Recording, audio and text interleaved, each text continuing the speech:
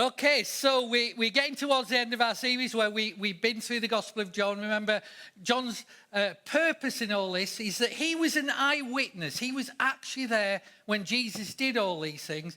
And he wrote down this eyewitness account. And he says, this is the reason I did it, so that people might believe that Jesus is who he said he was, God's Son, God's Messiah, God's final King who would come to set up an eternal kingdom.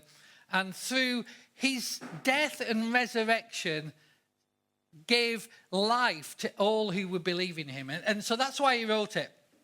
And we're getting kind of to the end of the story. And when we get to the end of the story gets darker. And one of my favourite films, I don't know, who's seen the film The Darkest Hour? Yeah, it's a fantastic film. It's about Winston Churchill. And the moment, which was the worst moment in kind of British history, modern British history. And it's in 1940, it's set in 1940. And the opposition in Parliament rebel against the Prime Minister and the governing party because they think that they've been too weak in the face of the advances that Hitler has been making. And so they kind of force out the Prime Minister, and the only acceptable candidate that they can all agree on to lead the country is the one none of them actually think is suitable to lead the country. And it's this man, Winston Churchill.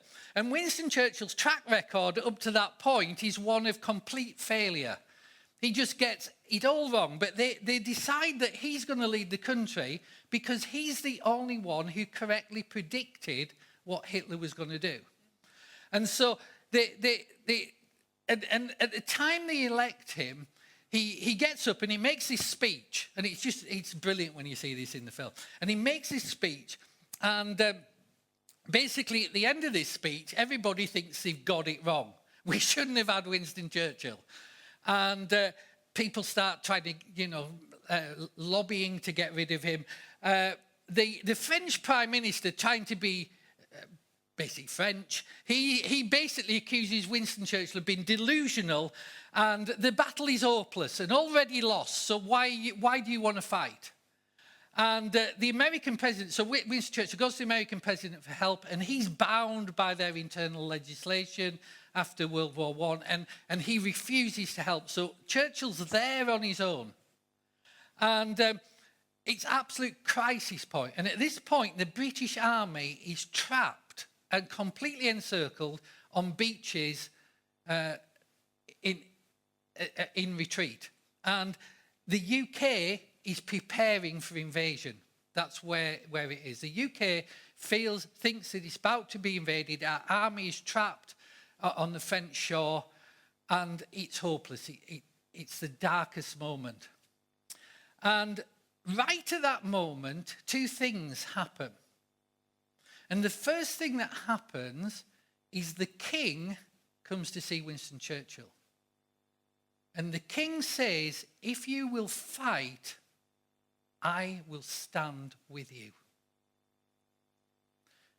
And Winston Churchill goes, okay, well, somebody's on my side. And he does something he's never done before. It's a bit like the idea of Cheryl riding on a bus. Something that doesn't happen. He goes on the London Underground for the first time in his life. And he talks to the people. And the people say, we hear what all you guys in Parliament are saying, but we want to fight. We want to stand. And as a result of that, Churchill gets up in Parliament the next day and he makes this famous speech which starts, we will fight them on the beaches. And the people mobilise, and all these little fishing boats and small boats go across the channel and rescue most of our army because they wanted to stand, they wanted to fight, and they prepare for invasion. But from that point, things start to go differently. Now, what makes a difference? What makes a difference is this: the assurance of the king's support and that he's with them, and that the people decide that they will push back the darkness. That's what makes a difference. Now, I get it. That's a film. That's not Bible, is it? That's not Bible, is it? So let's have a look at what we do find in the Bible and see what's there. So we're going to join Jesus, and he's praying.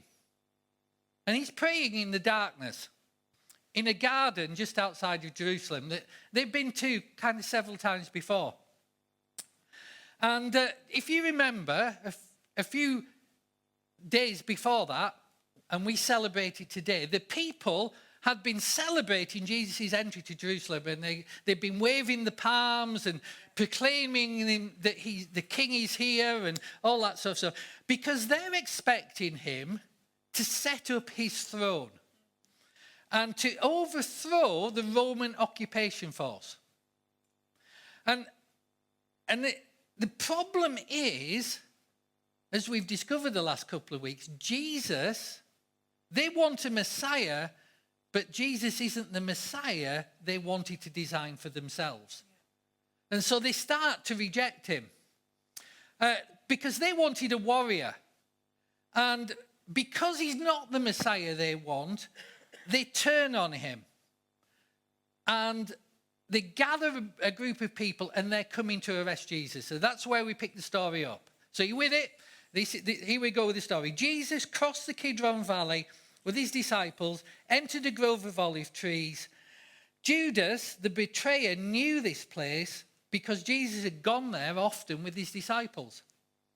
The leading priests and Pharisees had given Judas a contingent of Roman soldiers and temple guards to accompany him. Now, with blazing torches, lanterns, and weapons, they arrive in the olive grove. And Jesus fully realized all that was going to happen to him. So he stepped forward to meet them. "Who are you looking for?" he asked. "Jesus the Nazarene," they replied.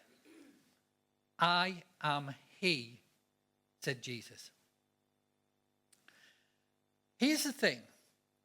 Your enemy, our enemy, operates in the darkness, in the darkest moments. And because that's where he can appear most threatening. So our hardest moment to push back the darkness is when it's dark. When things are difficult, really difficult in our lives. And so that's when he attacks. And we need to recognize that that's a pattern that he uses. But we also need to recognize something else. That Jesus steps into the darkness for us. The king steps in for us. And in this one, they've come, and it must have been terrifying, mustn't it, that scenario? And I'll tell you why it's terrifying, because that word translated, they gave Judas a contingent. A contingent is 1,000 people. 1,000 people were there with blazing torches, swords, armaments to arrest one man. Why? Well, here's the thing. It's Passover. And when Passover comes, the Jewish people remembered their liberation from Egypt.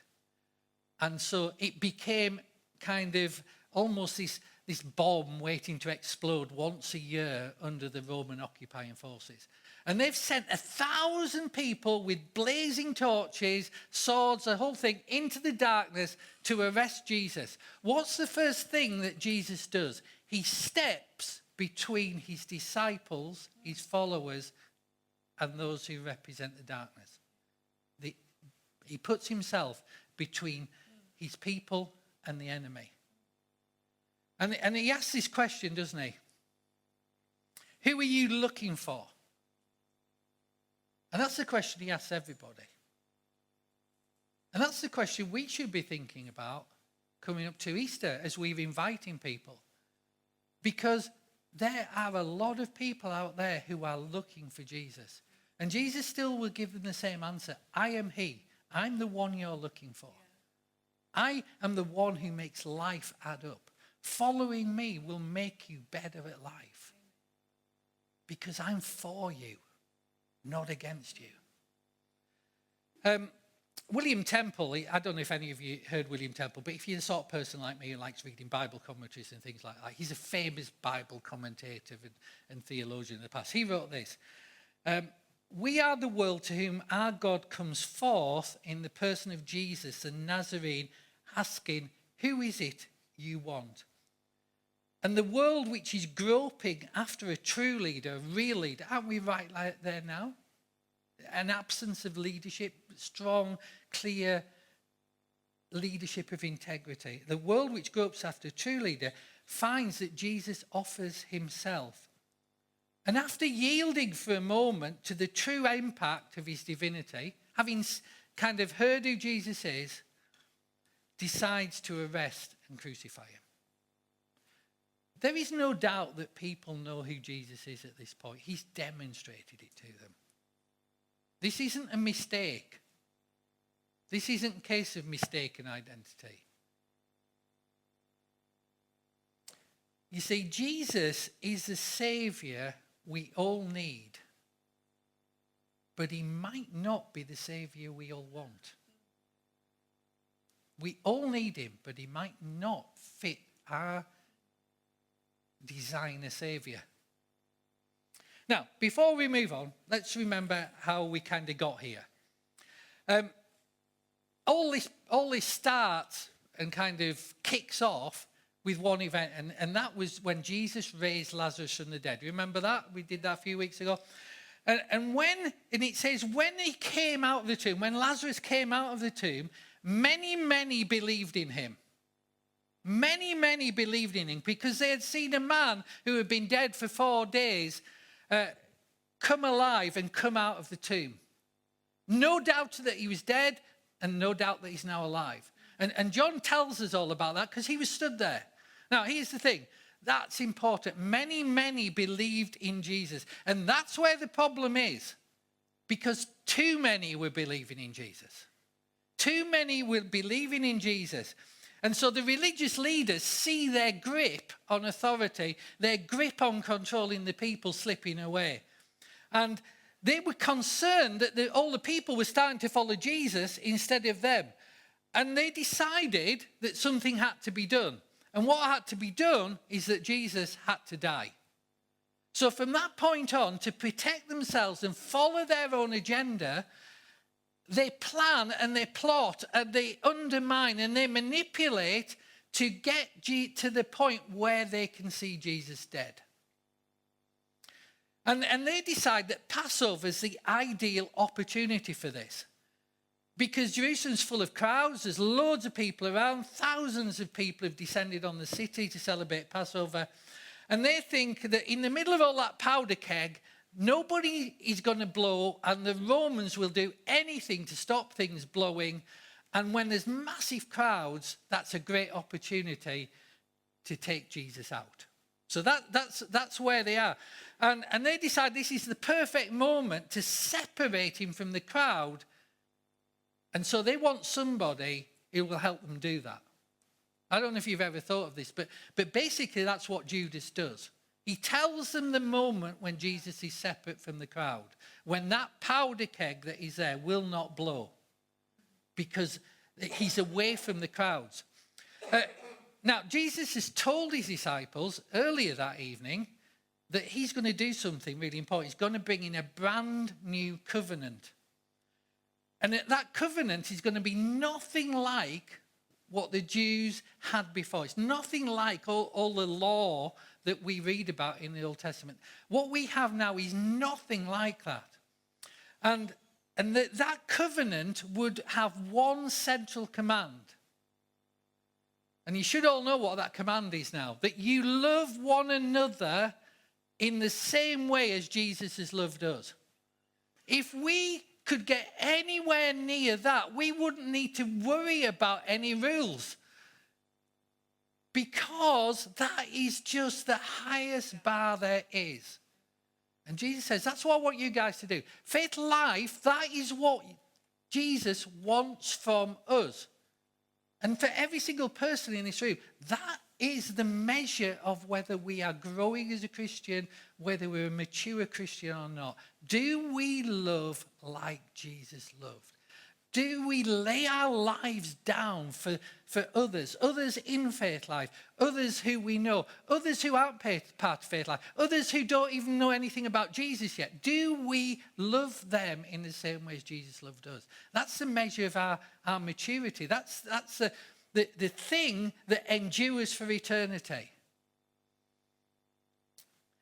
So Jesus says, love others as I have loved you, or in the same way as I have loved you. And the next day, in earth's darkest hour, Jesus puts on a demonstration of that love that centuries later still takes our breath away. So they arrest Jesus, and he's taken before the high priest, and he's falsely accused. They get loads of people to make up lies about him.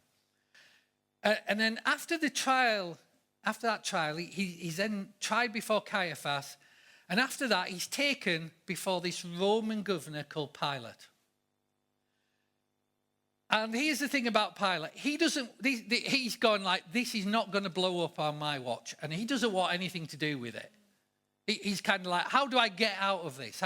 And he plays politics, and they play politics. And this, I just think this part is so revealing. You kind of like, you know, when you're reading something and all of a sudden it dawns on you and takes your breath away. Just listen to it. He was taken, that's Jesus, to the headquarters of the Roman governor, that's Pilate. His accusers didn't go inside because it would defile them. And they wouldn't be allowed to celebrate Passover. And I looked at and I go, I just can't. I can't get my head around that. But it's something that we see so often, this disjoin between what people say and what they actually live. And you see, they're so absorbed in keeping their own positions and their own status, their own standing, and making sure that people look to them and not look to Jesus, that they've lost all perspective on what connects people to God. And we can easily do the same. You see, they see nothing wrong to have Jesus crucified without cause and to lie about Jesus. But the thing they're worried about is, what will the people think if we can't celebrate Passover because we broke our own rules? These aren't Old Testament rules. These are Pharisee rules. They're more concerned about their own standing, their own position. The people look to them. They act contrary to what they say they believe.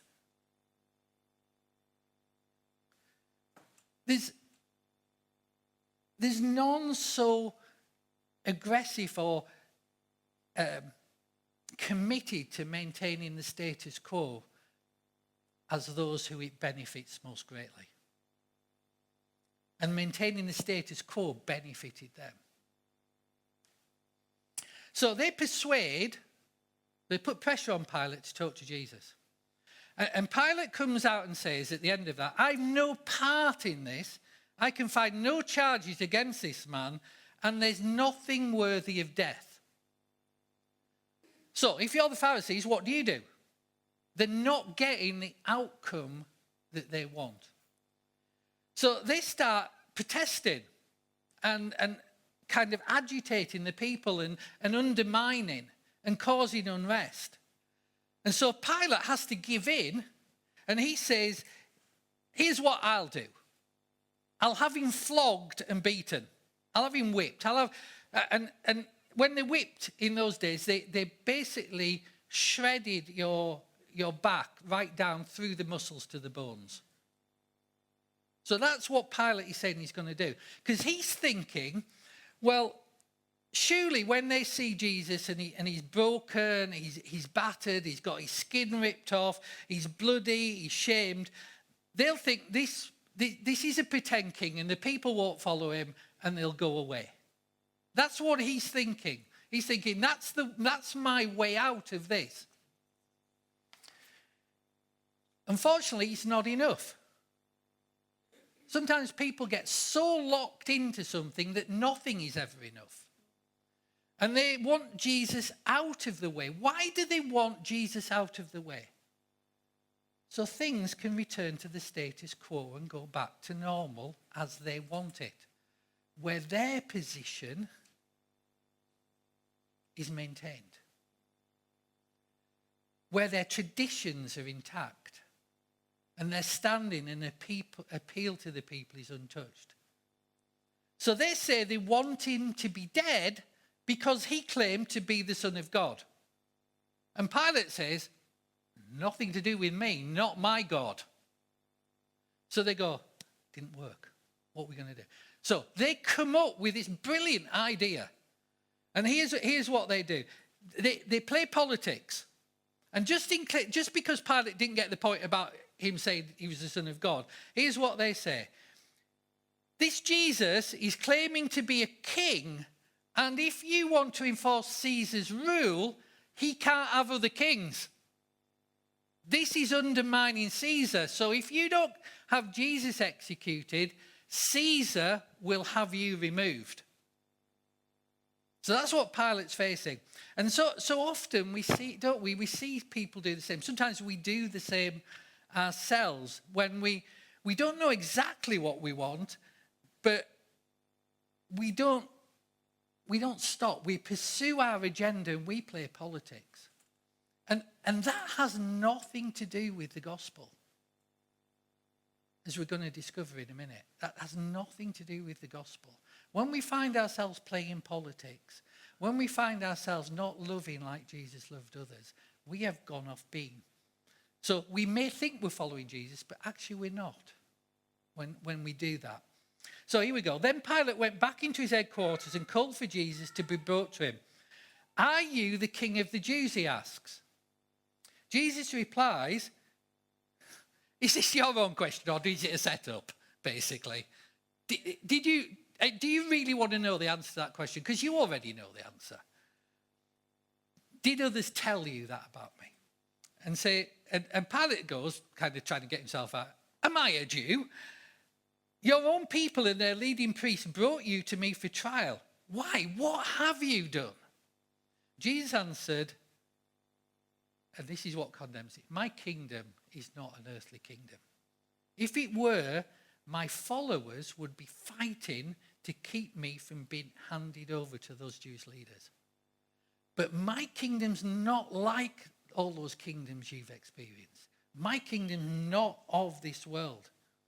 So Pilate says, so you are a king, you are claiming to be a king. Jesus responds, you say I am a king. Actually, I was born and came into the world to testify to truth. All who love the truth will recognize what I say is true. By implication, if you don't recognize this as from God, you don't really know the truth. What is truth? Pilate asks. Then he went out again to the people and told them he's not guilty of any crime. But here's my get out. You've got a custom of asking me to release one prisoner each year at Passover. Would you like me to release the king of the Jews, or would you like me to release this convicted criminal over here called Barabbas, who we all know is a revolutionary and he's about to get executed? Which do you want? And the people say Barabbas, because they've been wound up by those who are trying to keep their own positions and their own status. They've been wound up by the Pharisees to say that. And here we see something really important. Jesus' kingdom is not like the kingdoms of this world. It's not a geographical power play. It's a play to reach men's hearts with the love of God. So as citizens, people who are part of the kingdom of Jesus, that's our goal, that's our game, that's our objective, is to reach people's hearts with the love of God. That's what we're sent to do. That's how the kingdom grows. So our question for ourselves and our question for our church is, how can we be better at reaching people's hearts with the love of God? What do we need to do that? What will it need to change in terms of our traditions and our ways and all those things that maybe we've historically held on to but weren't producing that fruit? What do we need to do to reach people? But Pilate is so wrapped up in the things of the world that he comes out with just like this question, doesn't he? And he says, what is truth? What is truth? And Jesus, he says right now, this is amazing. He says something so powerful and so challenging. I am truth. And if you wanted truth, you would be able to see it. By implication, what he's saying is this. So I'll interpret it for you. What's happening here, what's happening to me, has nothing to do with justice. What is happening to me is because it's expedient for people to get what they want, which is to maintain the status quo. That's what he's saying.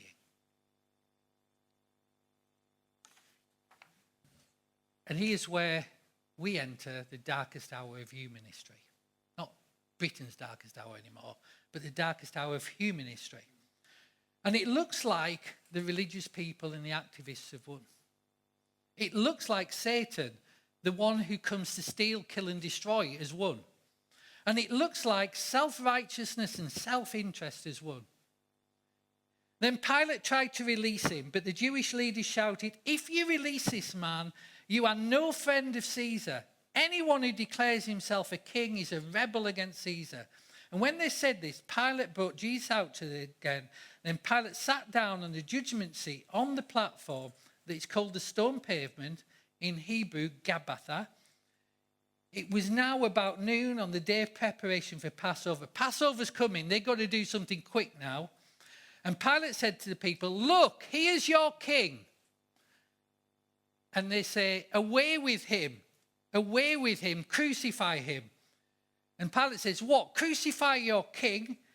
But we have no king but Caesar." The leading priest shouted back. So it's just the priests who were shouting this. Have you thought, it's just dawned on me, have you thought what they've just said? God is no longer our king. We have no king but Caesar. That's shocking, isn't it? I hadn't seen that before I was just stood here. They are prepared to kind of give the idea that Caesar's more important than their God. And maybe he is. To them, their interests. Then Pilate turns Jesus over to them to be crucified. And so all this political manipulation, all this self-interest wins out. Here's the point, and why this is kind of really interesting for us and important for us. If our agendas, personal agendas, are not rooted in love and a desire to put others first, they can end up deceiving us, and we end up blind and acting contrary to what we say we believe.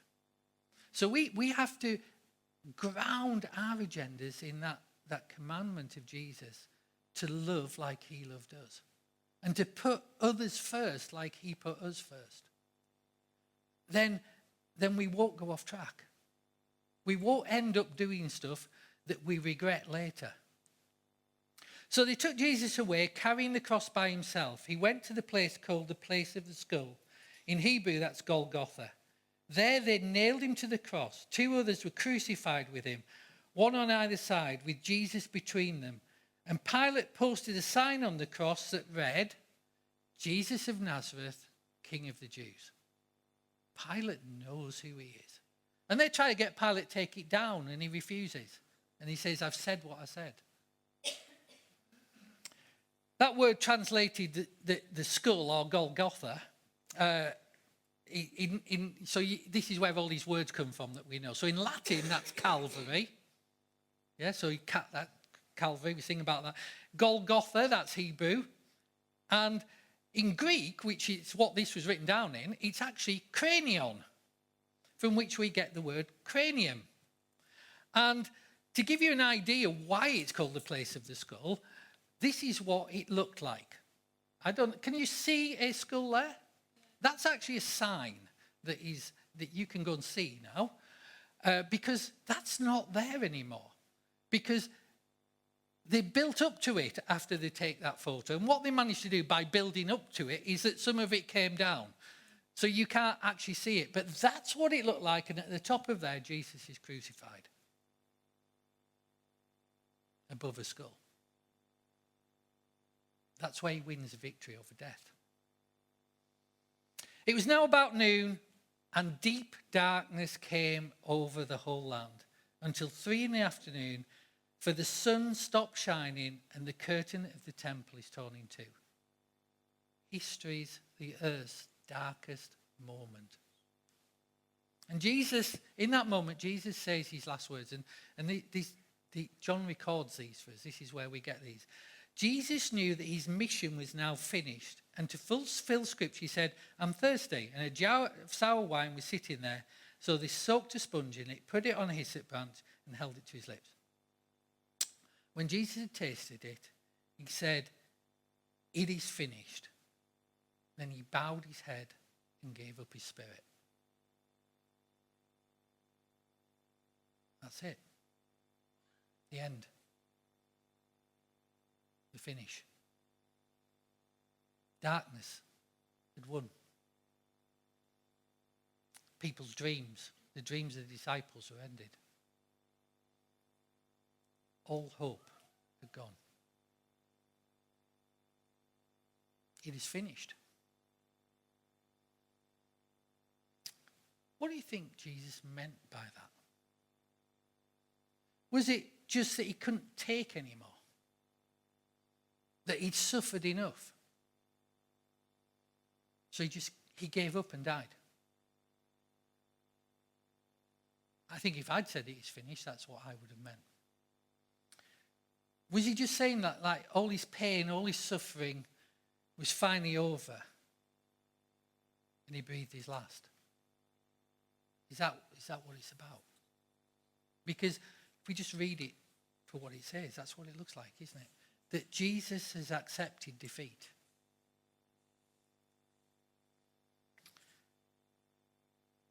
But that's not true.